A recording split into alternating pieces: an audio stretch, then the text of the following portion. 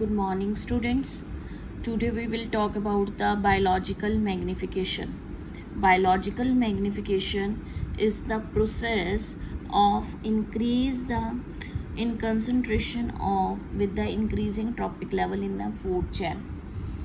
जैसे जैसे food chain बढ़ती है वैसे वैसे हमारा जो केमिकल्स या किसी भी चीज़ का कंसंट्रेशन होता है वो इंक्रीज़ होता चला जाता है।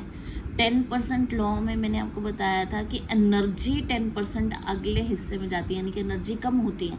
इसमें जो कंसंट्रेशन ऑफ केमिकल्स का है वो इंक्रीज़ हो जाता है। फॉर एग्ज़ाम्पल हम प्लांट्स में जैसे DDT डालते हैं, ठीक है, केमिकल है, केमिकल स्प्रे किया, वो आपका सॉइल के अंदर भी एब्जॉर्ब हो गया।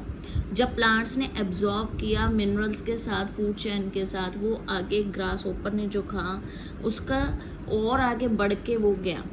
उससे आगे जब फ्रॉग खाएगा वो उससे 3 गुना आगे हो जाएगा, उससे आगे स्नेक खाएगा उससे 3 गुना आगे हो जाएगा, और उससे आगे जब ईगल टॉप फ्लोर पे जाएगा तो वो उससे भी आगे 3 गुना हो जाएगा।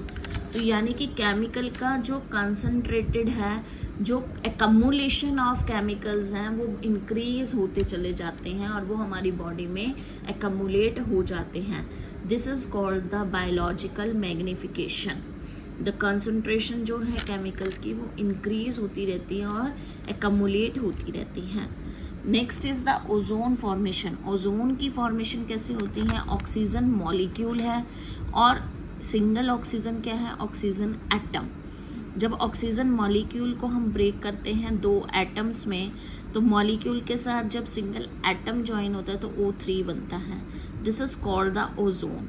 वैसे ओजोन हमारे लिए हार्मफुल है, वैसे पॉइजनस माना जाता है, लेकिन ओजोन लेयर जो है वो प्रोटेक्ट करती है हमको किस लिए?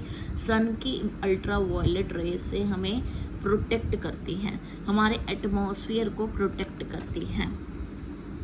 डिप्लीशन क्यों हो रही है? Due to the concentration of increase use of the chlorofluorocarbons के इंक्रीज यूज होने के कारण जिसके कारण ये डिप्लीट हो रहा है, ये कम होती चली जा रही है।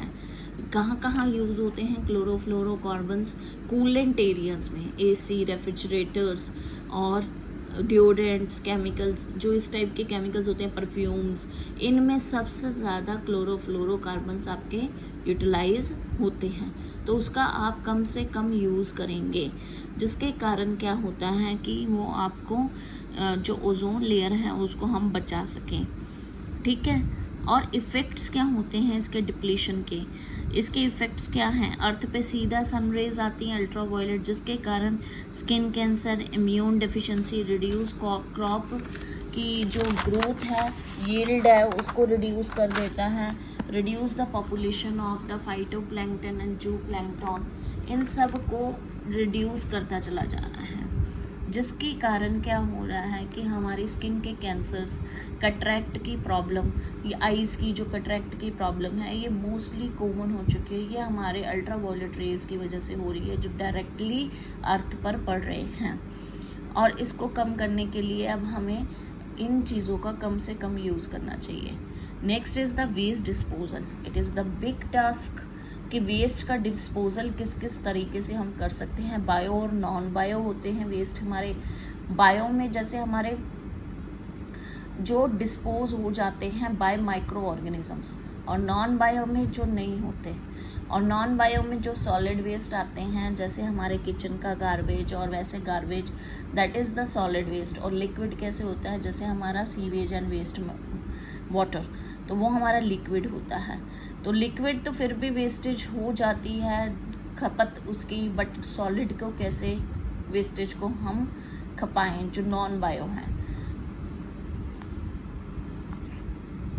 तो उसके लिए मेथड्स हैं वेस्ट डिस्पोजल के। Number first is the open dumping. Open dumping में क्या होता है कि खड्डा खोदो, उसमें गंद डालो और उसको कवर अप कर दो, तो ओपन डंपिंग होता है। कि उसमें क्या होगा कि हमने जो वेस्ट है उसको यानी कि सोक भी कर दिया। Second is the land filling, कि जहाँ आपका कूड़े का ढेर लग गया उसके ऊपर आपने क्या किया?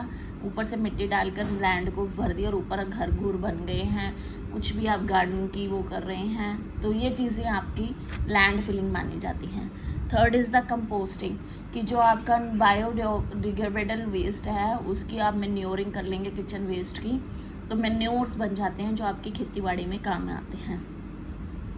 इंसनेशन is the best method of the disposal of the waste. Incineration में 1000 डिग्री सेल्सियस की हीट की जाती है, जिसके कारण क्या होता है कि हीटअप होने के कारण, यानी कि एक मशीन में डाल दिया जाता है जिसके कारण हीट हो जाता है सारा चीज़ 1000 डिग्री पे, हॉस्पिटल वेस्ट वगैरह, तो वो उसमें ऐश में कन्वर्ट हो जाती है विदाउट हार्मलेस पोल्यूशन, और यानी कि गैसेस नहीं निकलती उसमें। और ये सबसे ज़्यादा अच्छा इसीलिए होता है, इसमें कोई गैस रिलीज़ नहीं हो रही जो पोल्यूट करती है हमारे इन्वायरमेंट को, तो ये this is the best method. Fifth one is the recycling, कि जो चीज़ें रिसाइकलिंग में यूटिलाइज हो जाती है, प्लास्टिक वगैरह, उसको रिसाइकलिंग के लिए यूटिलाइज करने के लिए भेज दिया जाता है। रीयूज़, जैसे कुछ कंटेनर्स होते हैं जो हमारे किचन में भी हम दोबारा धो के यूटिलाइज कर लेते हैं, that is the reuse. Jam की बॉटल्स हम यूटिलाइज कर लेते हैं, या किसी चीज़ के प्लास्टिक के डब्बे हमें यूटिलाइज कर लेते हैं, तो that is the called the reuse. तो ये भी एक मेथड है हमारा। नेक्स्ट इसमें एक छोटा सा टॉपिक है कि डिस्पोजेबल कप्स जो ड्रिंक्स में मिलते हैं वो ज़्यादा यानी कि इक्वल यानी कि इम्पॉर्टेंट है, या कुल्लर्स जो हमारे यानी कि अर्थ के लिए ज़्यादा इम्पॉर्टेंट है। तो मोस्ट प्रॉपरली जो कप्स होते हैं डिस्पोजेबल कप्स, वो यानी कि लाइट वेट होते हैं और इजीली अवेलेबल होते हैं कैरी करने में, बट वो पोल्यूशन करते हैं, सॉइल पोल्यूशन, क्योंकि वो डिस्पोज नहीं होते, नॉन बायोडिग्रेडेबल वेस्ट हैं। जो कुल्लर्स होते हैं वो उठाने में भारी ज़रूर है, मिट्टी से बना होता है ना कप वो, लेकिन वो अगर आप चाय पी के फेंक देते हैं तो वो मिट्टी में मिक्स हो जाता है, वो सॉइल पोल्यूशन क्रिएट नहीं करता। तो इसीलिए कुल्लर्स एक तो वो रोज़गार देता है, मेन बात यह है कि वो रोज़गार दे रहा है किसी गरीब को, और दूसरी बात वो सॉइल पोल्यूशन भी नहीं क्रिएट करता। तो coolers is the best comparatively to the disposable cups. So that's all. Thank you and have a nice day.